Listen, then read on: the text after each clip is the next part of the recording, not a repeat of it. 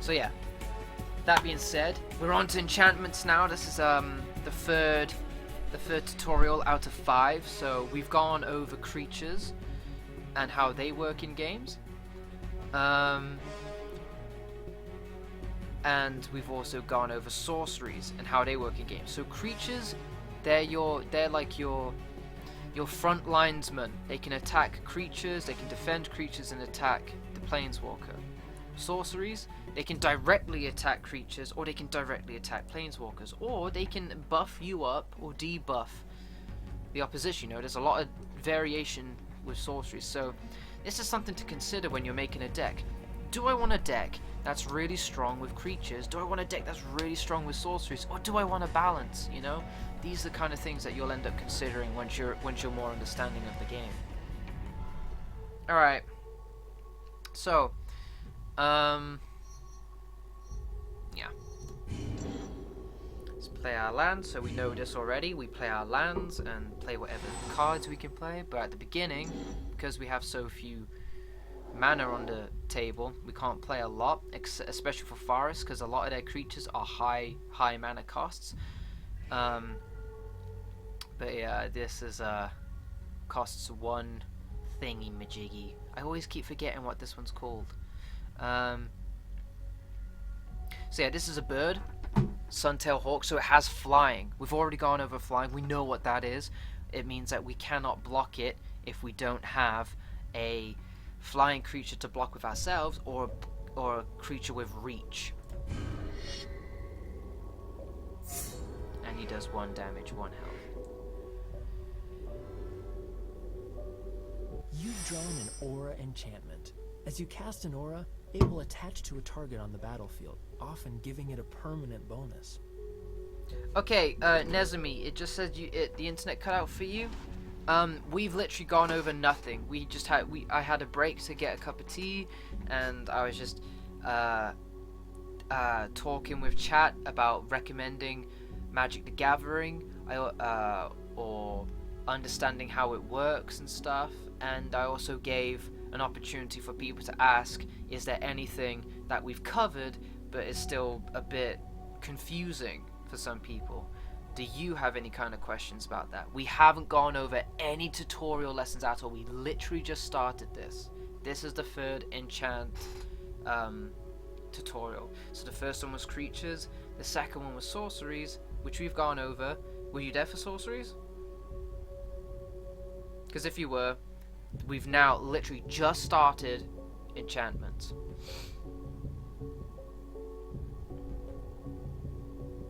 Oh, and I got sent a message as well. I'll just read this while I'll let chat catch up with the stream.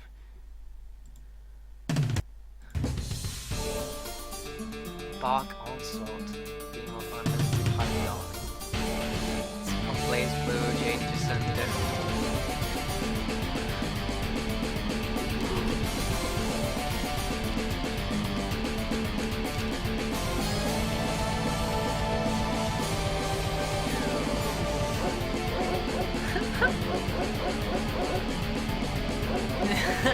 Hyped up. God, I love the hype.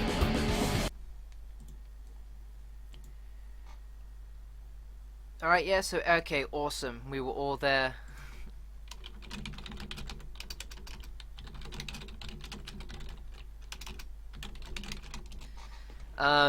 So we were all there for the tutorial. Everyone understands, and we're on to enchants now. So, like I said with enchants, we're going to get into these more. So, okay, we've got some text here. Let me just read this out. You've drawn an aura enchant. As you cast an aura, it will target a permanent. So a permanent is a card that's always around. So, like a land, for example, or a creature. These are things that are played and then stay on the board. Things like sorceries, they are not permanent. So you cast them and they disappear. So, as you cast an aura, it will target a permanent on the battlefield. It will attach to that permanent as it resolves. So what that means is that card will attach to the specific permanent card that you've just that you've assigned it to. It says things, you know, like resolves and stuff. You go, what does resolve mean? So it's just basically as the card gets activated, and usually has some kind of continuous effect on that permanent. Alright, so it's our turn. We've got land, so it's always a good idea to play land. And we've got a bear. Get it down, let's get some defense going. But again, because this bird's got flying ability, he can attack me without having to worry about this bear swiping him, because his little paws can't reach. And we'll look at our enchant in a second. So this is a creature. You can tell because of the creature text here, and because he's got damage and health. He also has first strike. Again, italics for description, normal text for his abilities, so what the card does specifically. He has first strike. Now, what that means is, whether this card is defending or attacking in a fight, in combat, when you fight, you exchange blows, right?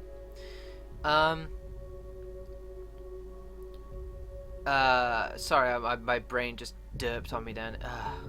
You exchange blows, right? However, the difference with first strike is, he attacks first.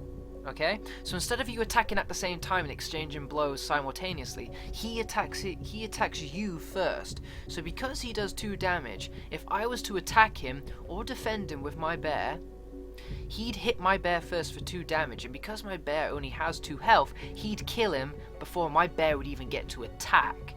So normally without this, we'd kill each other, but because he has first strike, he can kill my bear and stay alive himself. So let me just, I won't tell you about first strike. Oh, okay, never mind. Well, I told you about first strike. Ah, okay. Creatures that have first strike deal combat damage before other creatures. It's possible for a creature to be destroyed before it can even deal its combat damage. So he's a problem. But luckily we've got an enchant that buffs us. So we can't block the bird because he has flying. So he's just gonna, like, scratch at our fucking mask. What a dick. Get out of here, you fucking knobhead. So because that dude came in on that round, he had summon sickness, so he couldn't fight. Our round, play a land, you know, let's get, because remember, think of the land as your power source. The more land you have, the more stronger of a planeswalker you are. Okay, so this is our enchant, Oaken Form.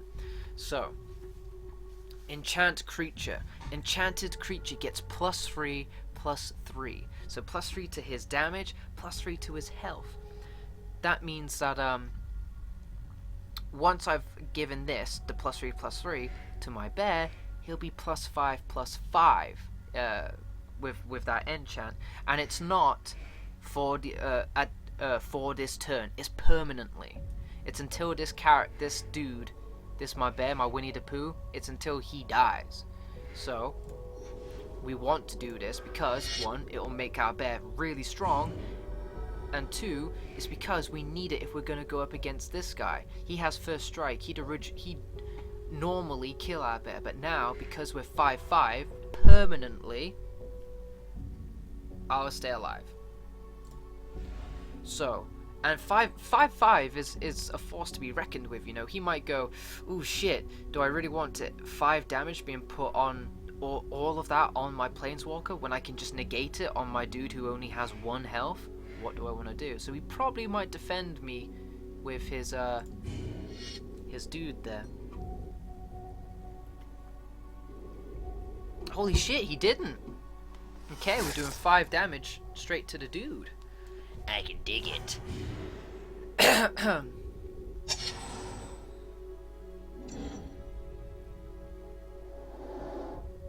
Okay, so this is an enchantment as well. Glorious Anthem. Creatures you control get +1/+1. So this is a permanent as well. Enchants are permanents, yeah? So they're always there, they're always affecting the battlefield in some way. Creatures you control, so all of his creatures, whether they're already existing or they've yet to be played or will be played in the future, will get this buff, this +1/+1 buff. So his bird will become a 2/2, his a 2/2, that's funny. Or the dude on the horse will become a 3/2. Not all enchantments are auras. Some sit on the battlefield and permanently change the way the game is played. Glorious Anthem will make all your opponent's creatures bigger. So this buffs his creatures, it has no effect on me. So now he's attacking me for 5 damage. So now I need to be like, ooh, I need to hold off on this whole offense thing here, because I might need to defend against this guy in the future. But I'm looking at my hand, and I'm seeing I've got a lot of energy, and I've got Bountiful Harvest. Now remember, this is the sorcery that gives us health for every mana we have. So I feel like I can be a little bit mean, you know, to my Planeswalker, be like, just take it, you bitch, take it, and just replenish his health. So we're going to play this. And we've got a spider. Great, we've talked about this before. Spiders have reach. Because, you know, they got fucking long legs, and, you know, they be Spider-Man in everywhere, catching stuff in the air. So we've talked about reach. Reach is an ability where ground monsters can defend against flying monsters. So now that bird has to be careful, because he only has 2 health. We do 2 damage, so we can kill this bird, and we have 4 health ourselves, so we don't have to worry about being messed up by this guy. We could easily destroy him.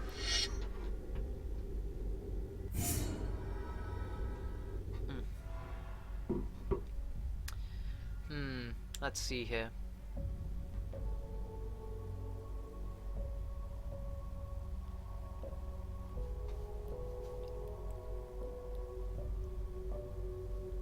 Yeah.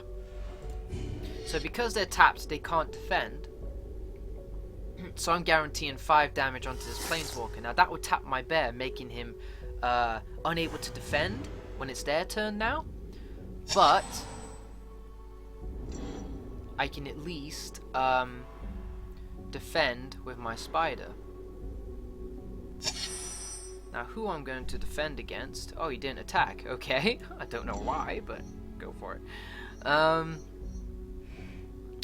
So I have another Oakenform enchant. Great. So I could put it on my bear as well and make him even stronger, but I'm going to put it on my spider because he had a bit of a low attack. But now that's been compensated.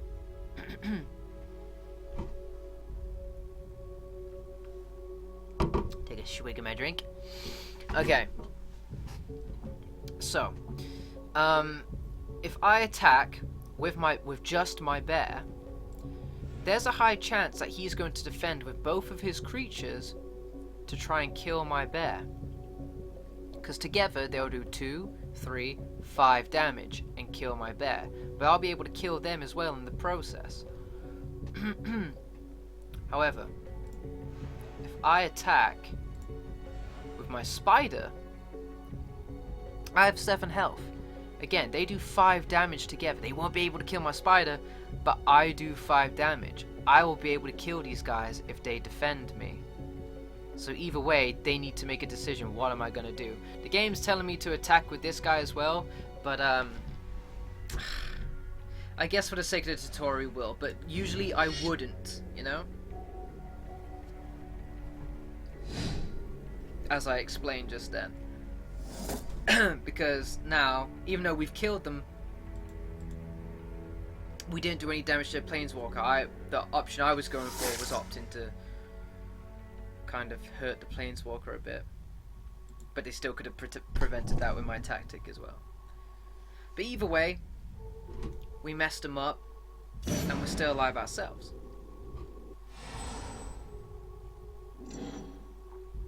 Happy days. That's a really shit sorcery. It's pretty simple. Destroy all creatures. Bang. So our spider, our bear, our buff bear, super spider, gone. Just gone.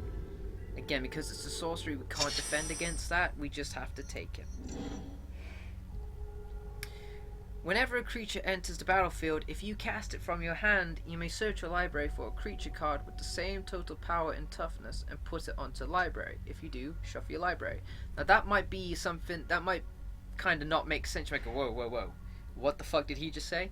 Basically, it means this is always going to be on the board now. Every time I draw a card that's a creature, I get to look in my library and pick another creature of equal strength and put it into my battlefield.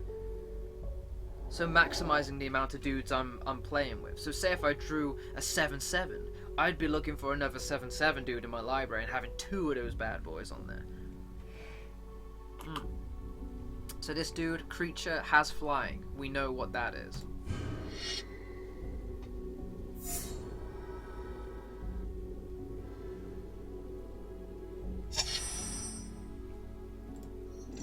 Alright. So I'm just saving my bountiful harvest because I've got a decent amount of health. And I'm just thinking maybe I can maximize it by putting some more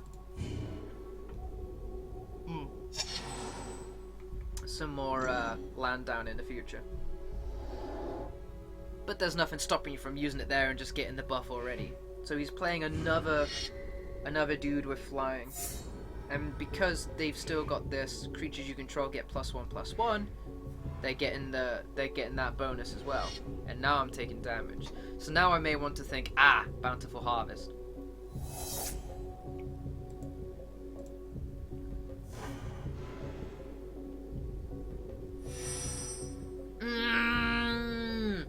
Okay, because we've got double pair, as soon as we play this guy, 7/7, watch. We get to pick another 7/7 monster. So, let's take a look at what we got. Engulfing Slagworm. Whenever Engulfing Slagworm blocks or becomes blocked by a creature, destroy that creature. You gain life equal to that creature's toughness. So, say if I played this guy and one of his flying dudes for 3 health blocked me, he instantly gets consumed by the Slagworm. And I get 3 health on my Planeswalker in return for that.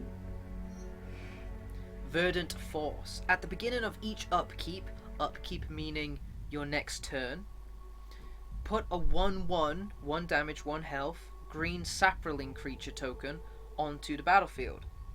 So every time we're guaranteeing getting these little dudes to mess around with. So if you're looking for quantity, hell yeah. But if you're looking to heal yourself a bit, hell yeah. But we can heal ourselves with this anyway. But I'm gonna pop him down because I like the sounds of that Slagworm. He just screams power. And that's what I'm about.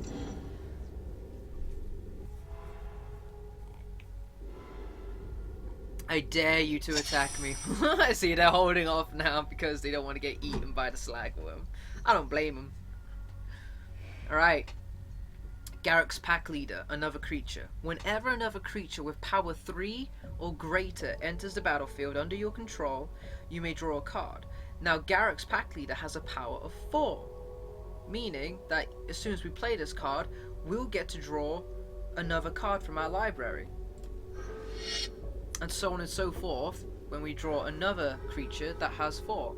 And because we're playing him with Wild Pair, we're also getting to pick another character with 4. So this is card synergy going on like crazy, man. And because they're both rhinos and they have trample, we've talked about trample, I'm just going to pick a random rhino. And now I'll be able to pick a card. Yes.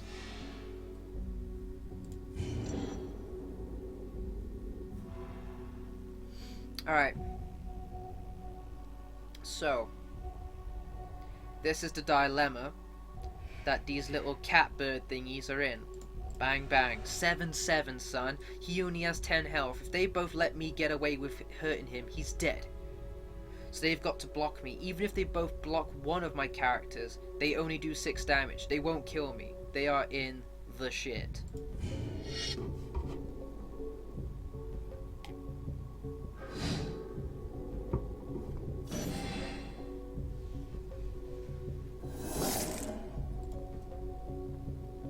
So they negated all my damage, but in the process, they're both dead. We like that.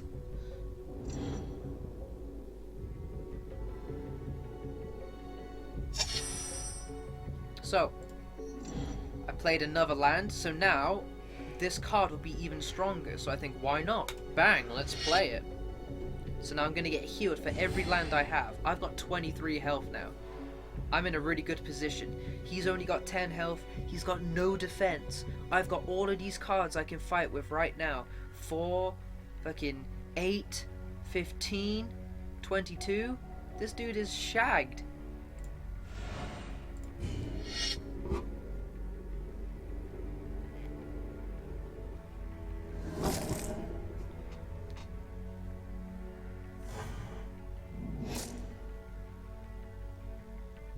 So you see here, he's in the negatives now, -4, -8, and that will make -12. We kinda demolished him. So that's enchants. How did people find that with understanding enchants? So enchants can either be applied to creatures to buff them individually, or it can just be slapped down on the board in general, depending on what they actually do, to say buff all of your creatures, like that 1/1 morale boost that the opponent had. I also had Wild Pair, an enchant that allowed me to pick another card out equal to the one that I just played's power. So how people understanding that we've covered creatures, sorceries, and enchants now. Yeah?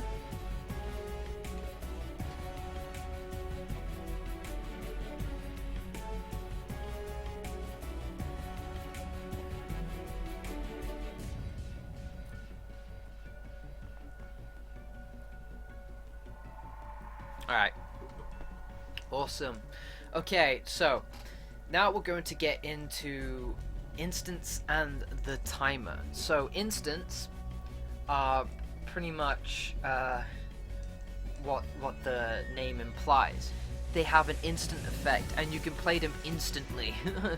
But we'll better that'll be better explained in the tutorial. And timers. So every phase has a timer, and you can pause that with the spacebar and go, okay, what do I want to do? You know, say if someone's about to attack you, right? You could have an instant card that said prevent or damage this round. So you could pause the timer, play that card. Now that creature can no longer attack you.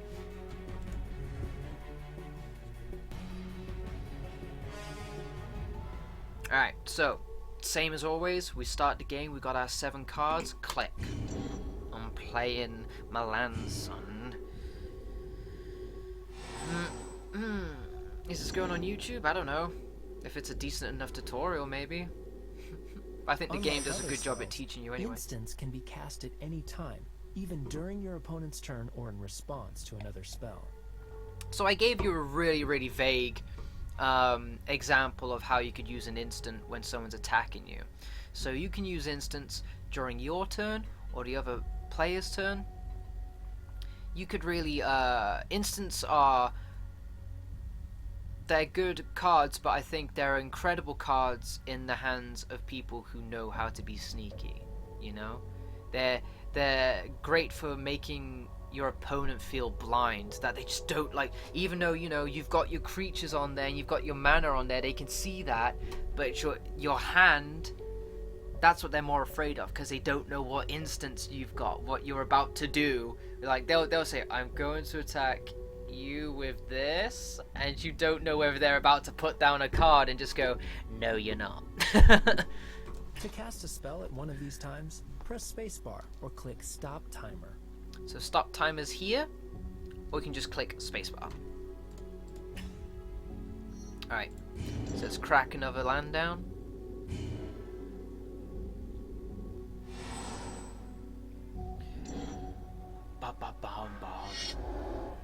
Alright. Right, so Goblin Piker. Once he worked out which end of the thing was sharp, he was promoted to guard duty. Okay, so nothing special about the Goblin. Again, this is just italics, so it's just a little description about his IQ. And he has 2 damage and 1 health. Just a regular creature. And he's got the summon sickness, so he can't attack me. So again, play my land, so I've maximized the amount of stuff I can play. So I can play my Colonian Tusker, a 3/3. So this is right now what I'm instantly perceiving is that I'm playing a stronger creature than he has. So if he attacks me, I don't need to worry about him. And if I attack him, I don't need to worry about him defending me. Aha! Okay, so right, so I'd be able to play this instant here right now. So target creature gets +3/+3 until the end of turn.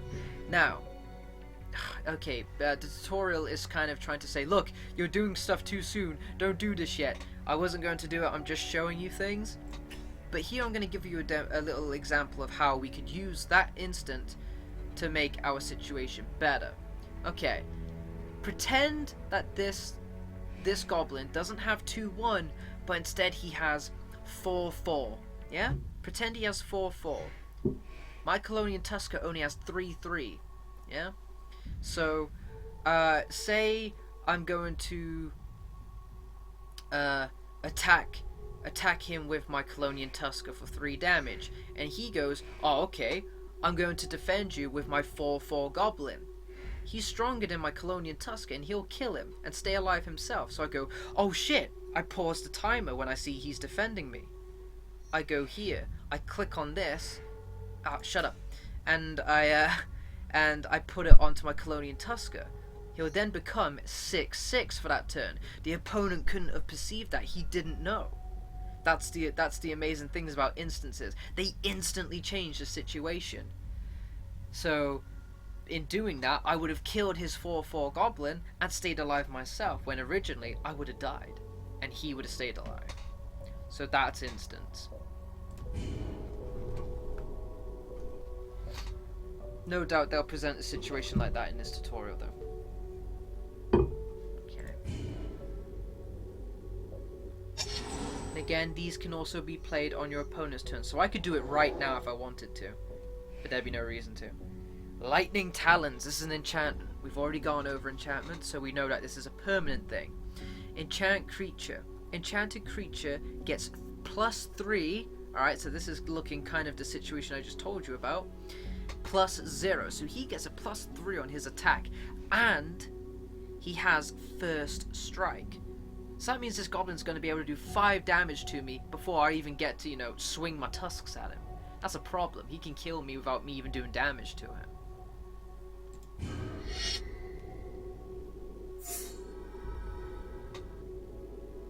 So right now he'd be thinking, ha ha ha, you're shagged. So now he's going to attack me. Goblin Piker is a 5/1 with first strike. Normally this would kill your creature, but you have a spell that can change this situation. So, I have this bad boy. Start by blocking Goblin Piker with your creature. So we say, okay, I'm going to block him, and he's going to go, what? Or maybe he just doesn't want his Planeswalker to take the 5 damage, and he's going to sacrifice his Colonian Tusker instead. So we just keep him guessing by doing that. Block. Because it's the middle of combat, you'll need to stop the timer before casting Giant Growth. So we click Stop Timer. Now cast Giant Growth, targeting your creature. And this is where we buff our Colonian Tusker to make him 6/6. So even though the goblin has 5 damage in first strike, he won't be able to kill us. We can take it, and we'll be able to finish him off instead.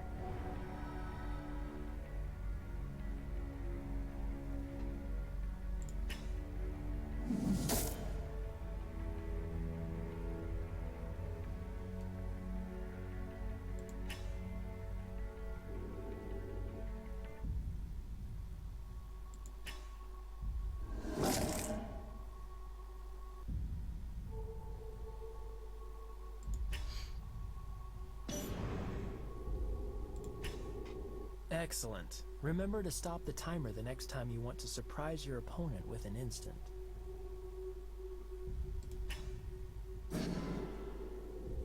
And that's the kind of sneakiness about instant cards. You can kind of, in a way, people can use kind of, you know, false sense of security, purposely leading people in a certain way of thinking, you know, with Magic. It can be very deceptive with things like instant cards.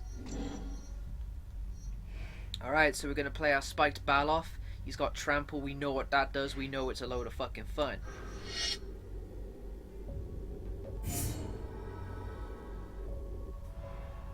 He's got no defense, so we just go, okay, attack.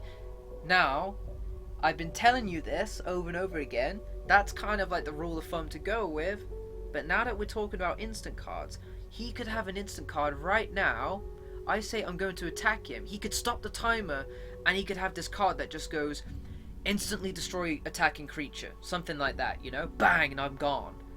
So I had that kind of confidence, and I thought, yes, okay, I'm going to do this 3 damage to him, and all of a sudden, I've got a dead creature.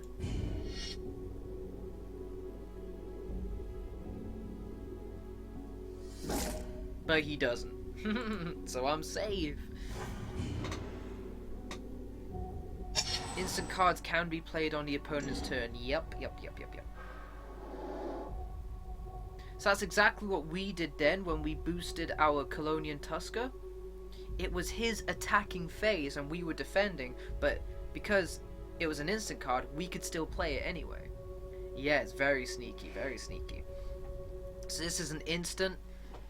Lightning Bolt deals 3 damage to target creature or player. If we had an instant to like counter that, we could, but we don't. So we're just gonna have to take 3 damage or one of our, probably, yeah, our fucking, god damn it, main. Again, can't defend against instances. You need instances to deal with that, you know, kind of counter one another. Okay, instant. Target creature gains indestructible until end of turn. So, indestructible means it cannot die. So that would have been great to use in our Baloth here. You see how he used his Lightning Bolt to deal 3 damage, which was an instant, to our Baloth, which killed him.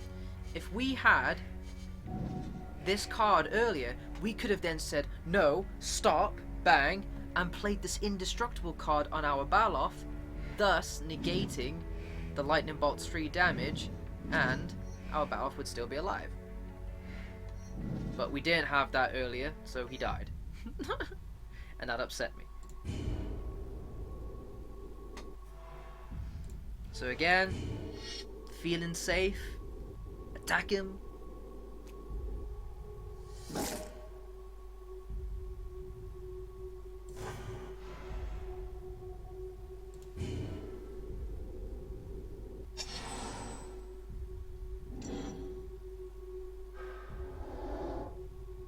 So again, he's coming at me with another Lightning Bolt. This is the situation that we were in before, but this time we have our indestructible card. So I've stopped the timer. He's played his instant, but I'm countering it on his turn with my own instant. My Colonian Tusker is now indestructible. This lightning damage won't kill him, so he just wasted that instant.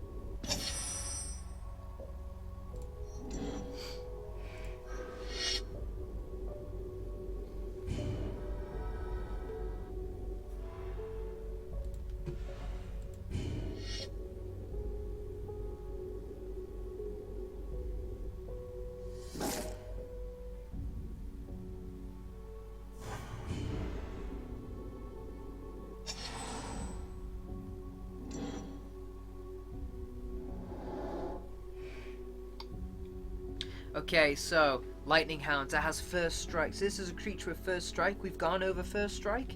It does damage to us before we can attack. So he could kill my Colonian Tusker before my Colonian Tusker could kill him. But he won't be able to kill my Alpha Tyrannax because he'd just take the damage and then just beat him to death.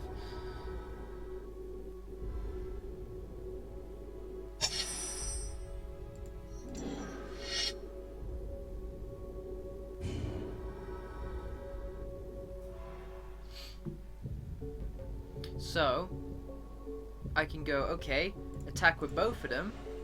But there's a chance that this dude is going to kill my Colonian Tusker. So I could just attack with this guy in hope to oh no, he's attacking this dude instead. He's just hoping to negate that 6 damage because it's pretty mean.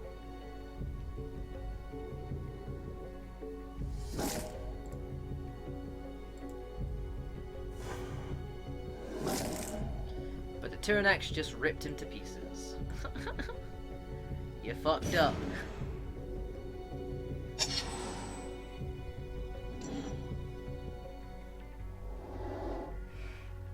Sorcery, put X 1/1 red goblin creature tokens on the battlefield.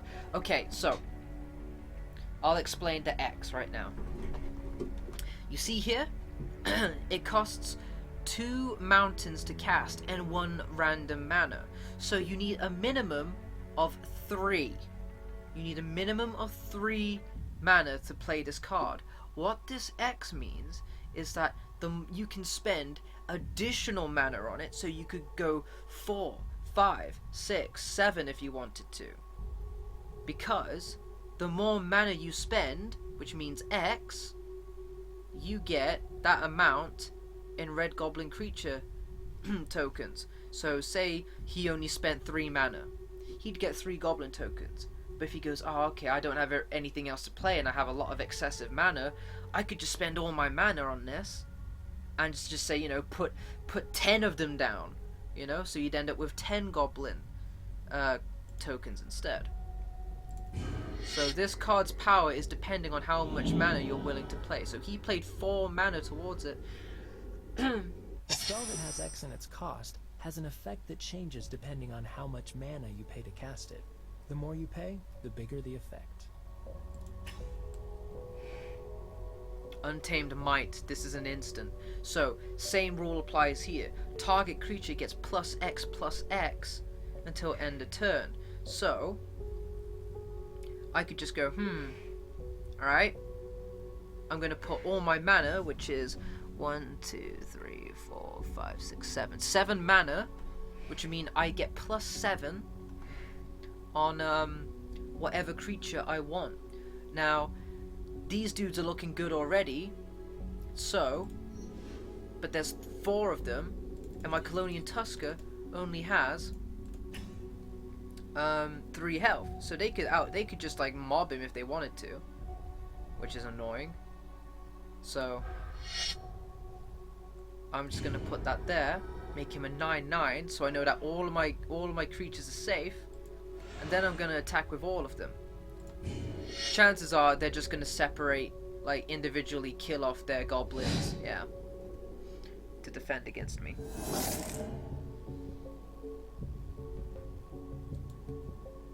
However, if I didn't do that, they may have just ganged up on my Colonian Tusker and killed him. So by doing this, even though I've used my instant, I myself would consider that a waste, but this is a tutorial. In doing so, I've saved my Tusker. Alright, this is a mean sorcery. Lava Axe. Instantly deals 5 damage to target player. So I just go bang and just take 5 damage of axe burns in my face. Again, I could have an instant that prevented that. You know, that's the beauty of instant cards. Again, we've got this card again. Bop, bop, bop, bop, bop, bop, bop. Could have played it on anyone really. This goblin can't kill either one of us, so meh. Attack with all. He's pretty much in trouble. So he made the smart move for blocking against my strongest character, but it wasn't enough to stop the 2 Tyrannaxes from devouring his planeswalker. And we win.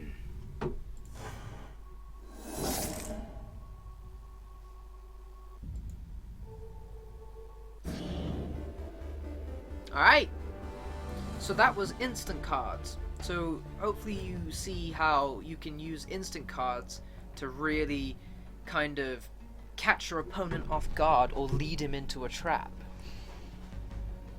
So how did you find that? Was that, that was kind of more advanced stuff. How did you find that? While I let stream catch up, I will just look up some things.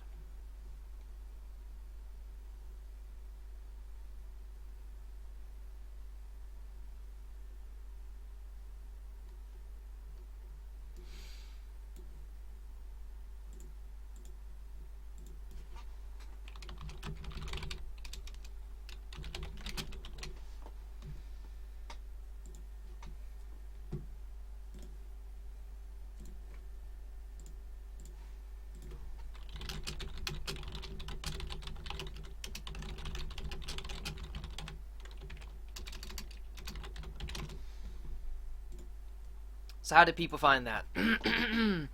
Easy to understand? Yeah, that's great, man. That's great. You're loving it, but you're tired. Yeah, man. We got one more tutorial to do, but if you gotta go, cool. I'll just finish this up for the rest of the people who wanna learn.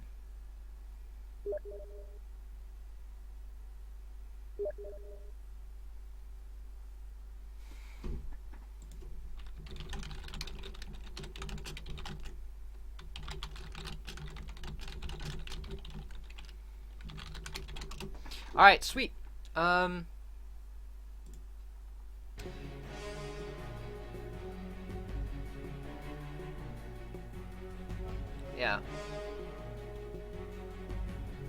Okay, so we're gonna go into the final tutorial now.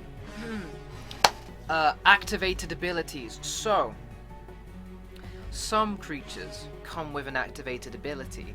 This is kind of the same thing as in Pokemon, where you pay a certain amount of mana on a Pokemon, energy, sorry, on a Pokemon that can, you know, say, I forget what they call them, something like X things. I think I don't play a lot of Pokemon. I forget it, but it's the same concept. But we'll get into that now. This is the final tutorial, and after this you have all the knowledge you need to pretty much understand anything you see in the game. There's a Fatal Frame card game? No way! Like creatures, lands, and enchantments, artifacts remain on the battlefield after being cast.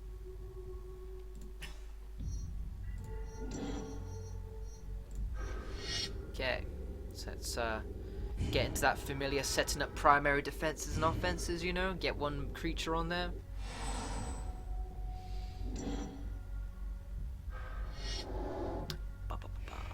Kraken Hatchling. A spike in a ball are needed to crack their shells, but a taste is worth the effort. So, you see here, he does no damage. He's basically a brick wall. But, you remember, there's such things as enchantments, instants, sorceries. You know, there's so many things that can turn that 0 into a fucking 5 or something, you know? So, even though right now that 0, cool, I'm fine with that, man. It could change, and he's got 4 health, so right now he's just a brick wall. So, so sometimes you may want to prioritize what it is that you want to play now, so you can maximize the benefit that you get from it. So, say if we played Bear right now, okay, we get another creature. He'll have summon sickness, so he can't attack right now, and even if he does, he's got that. So, yeah, nothing really great there, it's just quantity. However, we've got this, an artifact, which costs 3 whatever mana. We've got 3 forest mana. Whenever you cast a green spell, so that could mean, or a forest, so that could mean when we're playing land, when we're playing creatures, when we're playing green enchantments, green sorceries, all of that. Whenever we play a card that's green, basically, a forest card, we get 1 life. So if we play that now, next turn, when we play the bear, even though it's telling me to play the bear right now, the tutorial's fucking up here. If we played the bear now, we won't get that +1 benefit from playing him. But if we play this now, next round, when we play the bear, not only will he be on the battlefield, we'll also get +1 health because he's a green card. So I'm going to ignore the tutorial there. Siri Berry. Alright, attack. Just attack, see what happens. Chances are he's going to block me. But then again, I don't need to worry about his dude right now because he can't hurt me. But that might change. So really, it would have been best to just hold off. But it's a tutorial, so I'm assuming they can just let me make whatever mistakes. Aha! This is an activated ability. So, again, italics, description, this is what he can do. He has 2 damage, 3 health. However, if you're willing to tap 1 water energy, land, mana, whatever, the water courser, this creature, gets a +1 to his attack, but -1 to his health until the end of the turn. So he can become a 3/2, making him more offensive. Your opponent has cast a creature with an activated ability. At any time, your opponent will be able to spend a blue mana to give Water Courser +1, -1 until end of turn. It's important to note that he said any time there. He's correct. However, if you look here, all of his energy is tapped. Right now, he can't do anything. Not that he would anyway, because he's got summoning sickness, so what's the point in doing that? But he needs to have 1 blue untapped mana in order to cast that. Remember, to summon anything, whether it's a creature, a sorcery, an enchantment, anything, or an activated ability, you need to have the untapped mana to have it. It's not enough to just go, well, I have 3 mana to cast it anyway. It has to be untapped.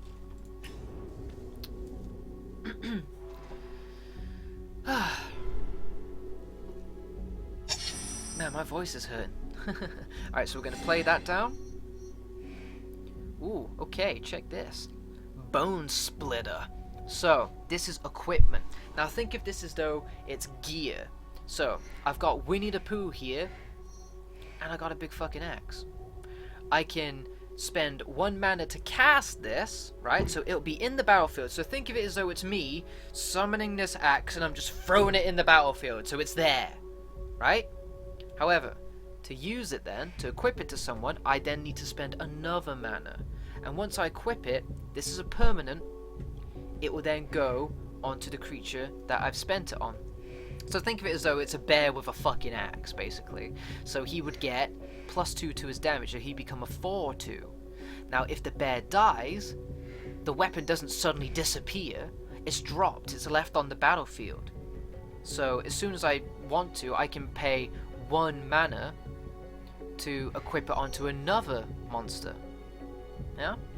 However, this is not a green spell. You can see here, this is not green. This is a colorless spell. So I will not get the +1 bonus if I, what's the word I want to say? If I cast it. I won't get my +1 health bonus that I'm getting from this if I cast this. I will if I cast my bear. So, yeah, I'll do that. So see, I got 22 health now. I got 1 for casting my land, 1 for casting the bear. Then I'll cast my axe. Equipment. Now that it's on the battlefield, you can attach it to a creature by paying its equip cost. Use the mouse to select Bone Splitter, then use the mouse wheel to zoom and click its equip ability. So we've got the bears on the field, we've got the weapons on the field. Now we've just got to get the weapons in the bear's paws. Now this is when we want to prioritize again as well. This bear has summoning sickness, this bear does not. So I just got reminded of the free, like that little pig story, you know, this little piggy went to the market. Hold up. What was I saying?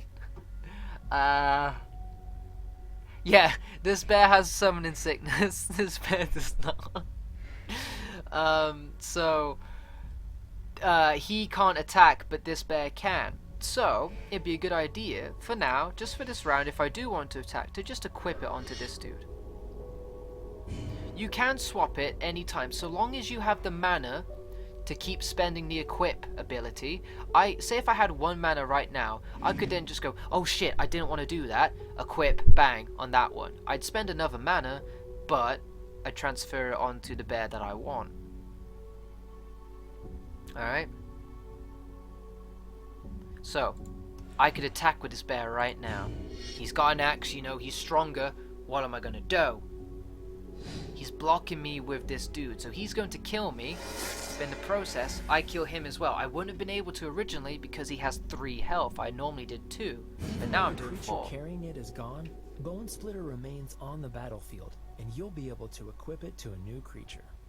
Again, like I said before, when the creature dies that's holding a weapon or equipment, any equipment, that equipment just falls on the floor, ready for someone else to pick it up and use it. Only our characters can pick it up and use it. Just because it's dropped doesn't mean go, oh, okay, the opposition can use that now. No, it's us. This is our shit.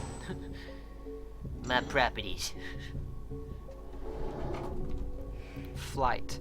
Enchant creature. Enchanted creature has flying. So he can give his Kraken wings. If he wanted to. Which he has. So now he's a floating Kraken now. Right.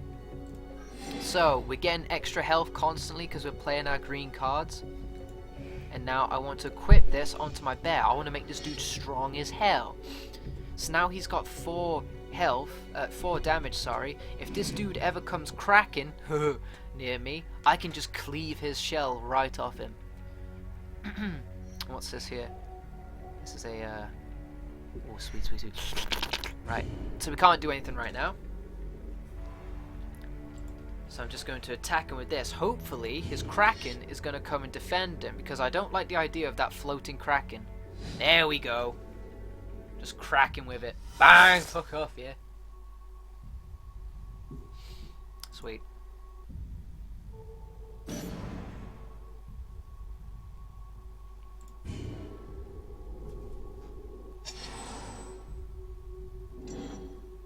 No, Jessa 13, when auras dropped, you see there, they disappeared, they died, because it was an enchantment, it wasn't equipment. Enchantments, auras, they're not physical things, they are kind of like buffs, you know, little sparkly, fairy, magical things, you know?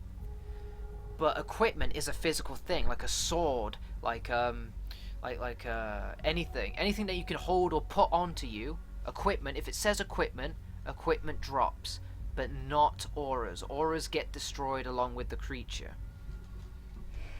Return target creature to its owner's hand. What a dick. He's gonna put that on my Winnie the Pooh, and I've gotta spend mana to fucking activate him again.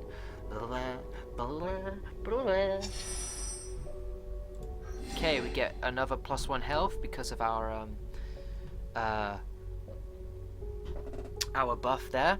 And if anything, he's helped us out there, because now we're just going to play our bear again and get another +1 health because he's a green spell. So we just put the axe back in his paws. The only difference now is that he's got summoning sickness again, so we can't attack right now. So that's the reason why he did that. He has no defense, so he just wanted to prevent me from attacking this round so he could recompose.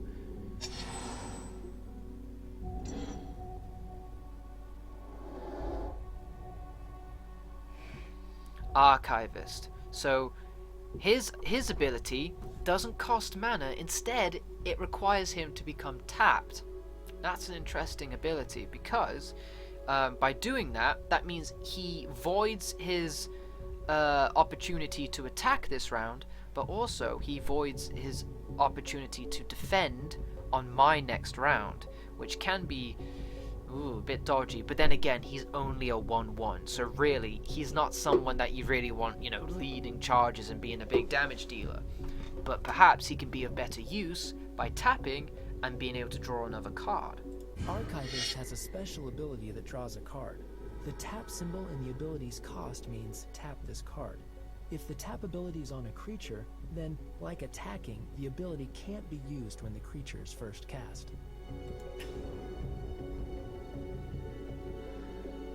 So Summoning Sickness affects tap abilities as well. Whereas if it was a mana cost, he could have used that even though he was summoned. But because it's a tap ability, he can't do that. He'd have to wait until his Summon Sickness wears off. Wait.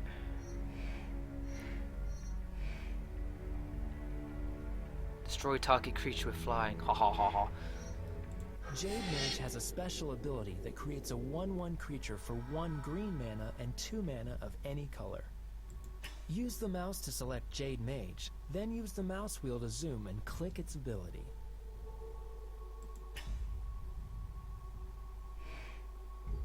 Alright.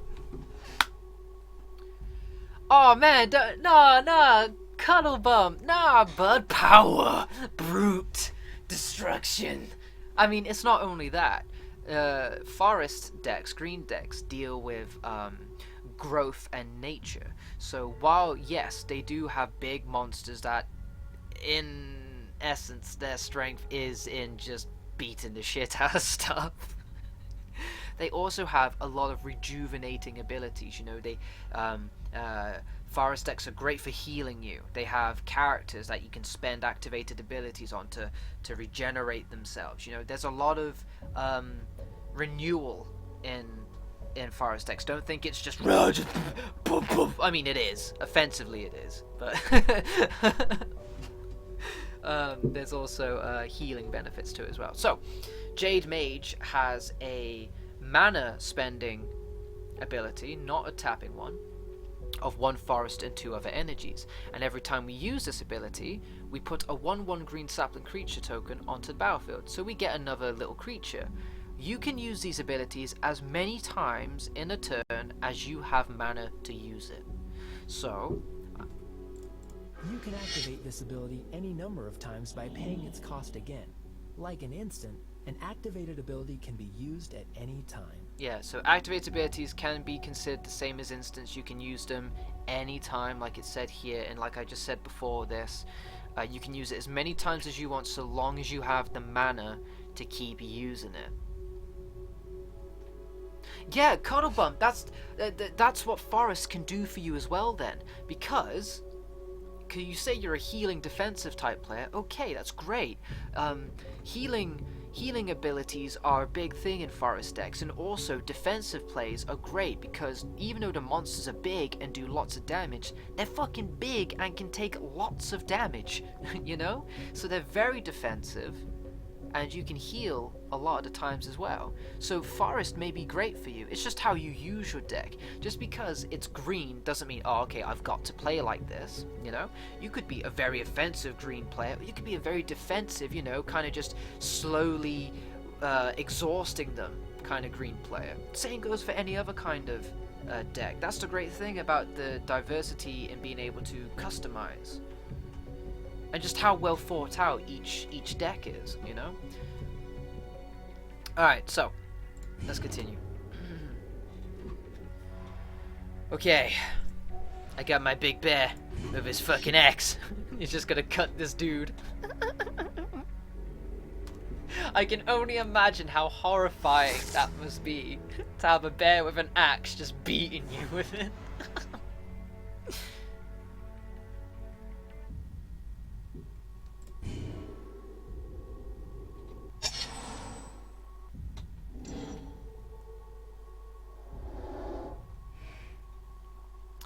Okay, Master Thief. When Master Thief enters the battlefield, gain control of target artifact for as long as you control Master Thief. Okay, so chances are he's going to snatch my axe from my bear. So the thief literally stole the axe from my bear and he gave it to the archivist. So now the archivist has the axe and its benefits. So now he's actually become somewhat useful as an offensive character. Bollocks. So I get my +1 health for each green dude that I'm getting. And I want to get more characters. Now I have enough mana to use the Jade Mage's ability 2 times. So I get 2 more of those sapling things. Brilliant. So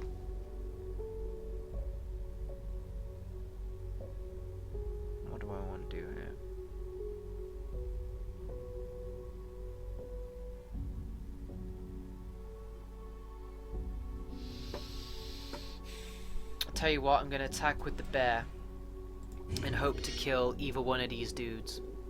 Block me! Oh, you penis! Oh well, damage is damage. But the great thing about this archivist, or for me anyway, is that he's only got 1 health, so I could kill him with one of these things anyway, even though he has a big axe in his hands. Oh, okay, so we swapped the axe onto the thief now, so the thief has actually become quite a formidable opponent. At 4-2, currently anyway. Okay, creature elf shaman. So by tapping the creature and also paying a mana, so again, because you're tapping the creature's user's ability, even though you also pay mana to use it, this can only be used once per turn. You may put a creature card from your hand onto the battlefield.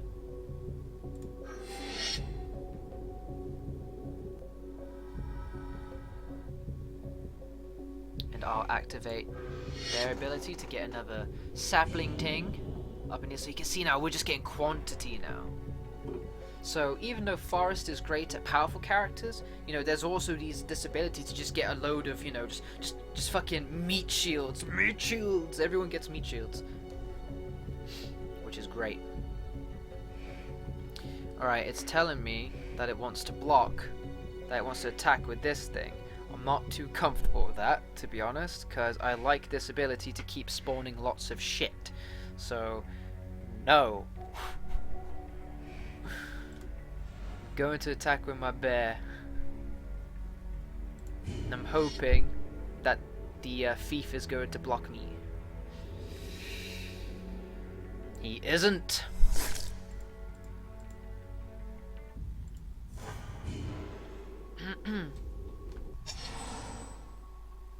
So right now I'm biding my time. I'm playing a bit more defensively here. I'm not going all out with all of my characters. So again, you can play defensively. And I'm also playing as a healing character as well because of this artifact. I'm getting healed every time I'm doing stuff. Okay, so I can play, if I tap this character right now, I can pull out this dude who I would originally not have enough mana to use. But because of her ability to put a creature card from my hand onto the battlefield, I completely void the needed mana cost for this. And because this doesn't require a tap, because he has Summon Sickness, I can use his ability. Target creature you control becomes 7 fucking 7 until the end of turn. That is redonkulous. Okay? And because it's not a tap ability, guess what, mofo? We can do it over and over and over again for as many times as we have mana to spend, and it only costs 1 mana to get this benefit. So because we played defensively, we bided our time, we strengthened ourselves up by getting this quantity. Now we're turning all of these 1/1 whatever expendable saplings into 7/7 fucking beasts.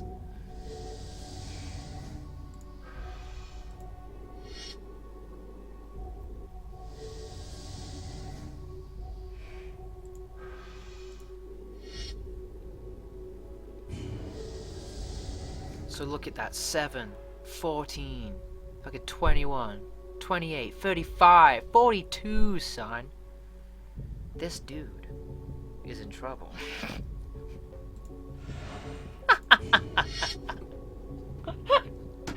I love forest decks. Defend what you will, it is pointless.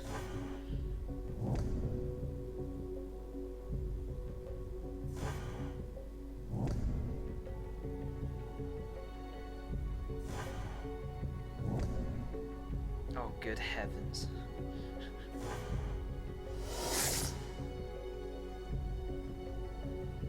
And that's how you play Magic, man. So now you know everything you need in order to get, the upper hand in this game. How you can use creatures to your advantage, sorceries, enchantments, what was this one? Instant cards, and activated abilities. You now know how to play Magic the Gathering. So yeah, I totally recommend this game. It's a hell of a lot of fun. I always have a good time playing it. It's a great chilled out game, but it can also be a very intense game at the same time, which is what's great about it. You can either apply a lot of thought or not so much. Either way, it's a very rewarding experience, and it's never the same experience every time you play it, which is great, you know? It's always fresh, there's always something new to kind of react to. Very situational and dynamic. Yeah, sure, I'll upload this to YouTube then, so that, you know, you can better watch it there or whatever. You're more than welcome, man. Yeah, I just wanted. It's fun watching something be played, but it's even more fun when you understand it, you know. So you can be like, "Ooh, I wouldn't have made that call if I was you, Snake." Or, "Oh yeah, I agree with that. Good call." You know, it's better to you'd be more engaged that way, you know, when you're watching people play this game or when you're playing it yourself. So yeah, that's magic, man. Fucking spells and shit.